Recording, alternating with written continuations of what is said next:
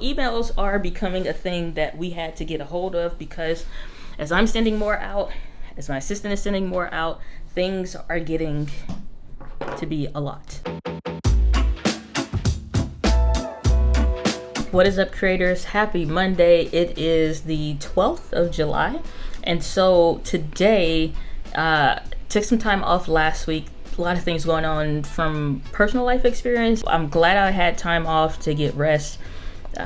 I wouldn't even say like really rejuvenated because I didn't feel exhausted, if that makes sense, as far as like creativity. If anything, it's harder for me to take days off because I want to be creating. I want to be in the office. I want to be doing different stuff. And it feels good to do that. So I'm pumped.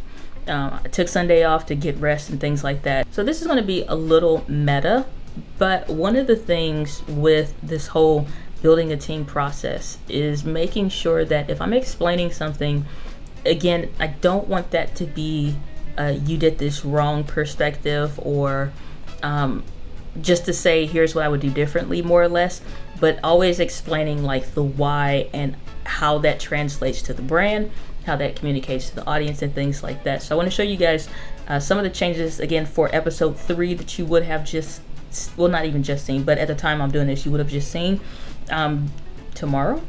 Again, a little meta, but how I make recordings for my editor if I'm making changes and adjustments to something myself, or I'm saying here's what I would like to have done in this instance, or some minor changes or what have you. So hopefully that gives you some value if you're working with an editor.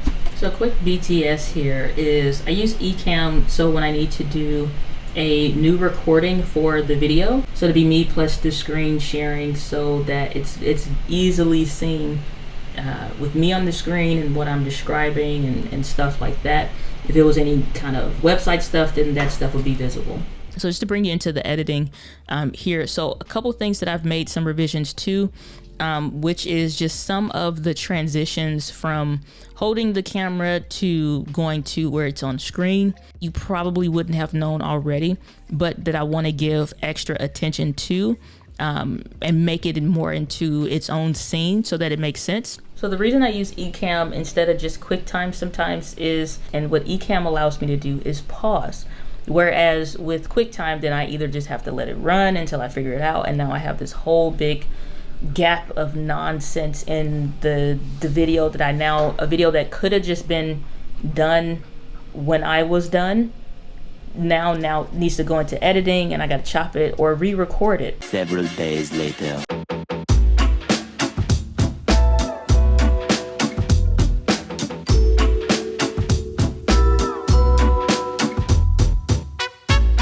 G'day creators, we are making a new video on this fine Friday afternoon, and today we're talking about emails. If you're new here around the channel, what's up guys? So it is 6:54 this fine evening and just finished a 5-hour energy stream. That's what I'm saying. Some of y'all just need to get out of your own way and make the content. Thumbnails. Guess what? You learn. You figure it out. You figure it out. She makes stuff that should be in the stores, but she teach you how to make it for you, or how to fix the whatevers and stuff like that. Oh, long form content don't work on YouTube. Okay, go tell Anita that with 59,000 views on a video that's 43 minutes long. Y'all make more excuses than what actually exists sometimes. I'm just saying. When the community goes in, I go in. So the chat, y'all that were there, y'all were magnificent.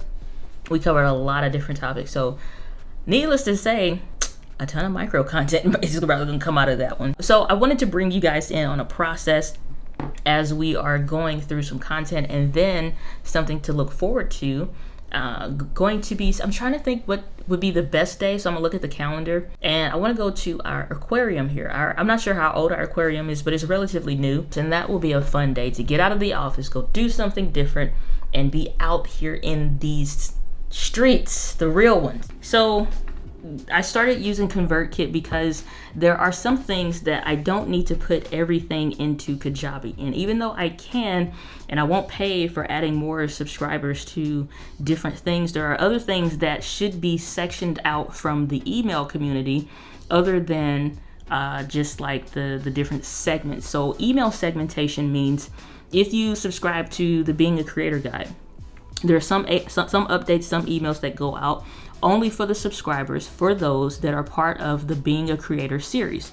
So if they've downloaded the guide and stuff like that, they've opted in to receive emails, they will get email update information and stuff that's different. So emails are becoming a thing that we had to get a hold of, because as I'm sending more out, as my assistant is sending more out, things are getting to be a lot. So systems and processes had to be enabled. And so there are some things that I do personally that now needed to become systematized for my personal email inbox and how I'm able to keep up with stuff. Some of the things I was doing in the business that now need to go over for the company, for us to institute. What we've been doing in the email system here, I will zoom in so that you can actually see. What we did is we create labels so that everything can stay in some kind of organizational setup. So if somebody is submitting a contact form, there's a section on here that says follow up for Diana. If somebody is asking in regards to a partnership, collaboration request, more or less brand deals, then that goes there.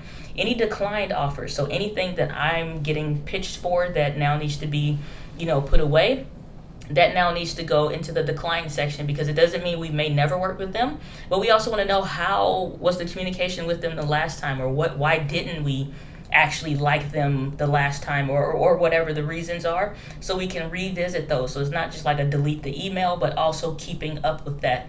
The other area is that it needs a follow-up from Diana, and as well as needing a follow-up from that specific partner. That goes there as well. Then we have different categories also in here as far as requests for talks, interviews, and shows, so that those are labeled in. Things that need a follow-up from me also are categorized as the pink. So any of the pinks, I can come in here and click on the label, and that will change who shows in the email inbox that I need to follow up with, depending on what it's for and who shows up there. That way, when I'm going through email communications and I'm working with the team, if there's something that I need to follow up on, like now I didn't get up this morning, I decided to just legit get rest, because I'm finding that I'm doing what I call accidental overnighters, to where I'm working overnight, and it's literally by accident, because I'm losing track of time of me being in the office, and next thing I know it's 3 or 5 a.m. literally, because I forget, I don't look at the clock, I'm not even thinking about it. I'm literally working on stuff, and then next thing I know it's 3 and 5 a.m. and that's not okay. So that I don't have to figure out who I need to go back and forth with, or what needs my assistant to touch back with somebody, what needs me to touch back with somebody, what's something only I could answer, kind of stuff. We utilize the labels in Gmail, and even though it's not at Gmail accounts, you can still sync in your business emails from other stuff, so that it comes in. So that's what we use. We use G Suite. So I'll put a link down for if you need an affiliate link to get a discount or whatever, you want to check that out. I'll drop that down as well. But we use G Suite so that we can keep track of everything. So every email account has that labeling. So whatever email address, whatever the point of that email account is, when we're doing work segmentation, everything has those labels now. So I only need to go in and what specifically needs a follow-up from me.